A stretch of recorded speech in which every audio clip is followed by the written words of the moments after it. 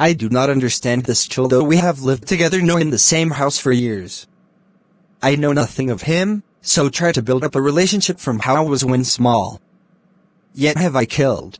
In the above stanza, the poet shares his feelings about his relationship with his son. He says that although they both had lived together in the same house for many years, yet he doesn't understand him. He doesn't know anything about his son, his likes and dislikes. He tried to build up a relationship with him from the time he was vain and small. His son has changed as he has grown up. The seed I spent or sown at Haredi land is his and none of mine. We speak like strangers, there's no seed of understanding in the air.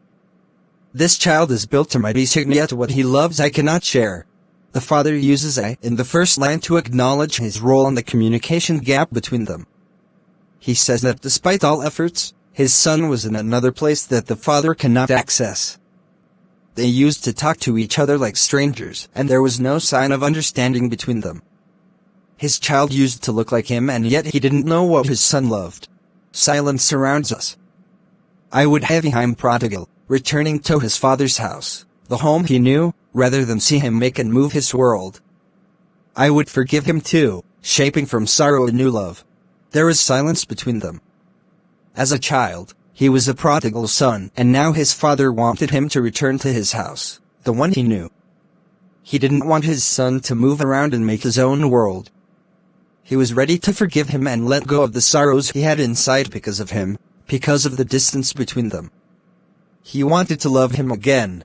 Father and son, we both must live in the same globe and the same land, he speaks. I cannot understand myself, why anger grows from grief. We each put out an empty hand, longing for something to forgive.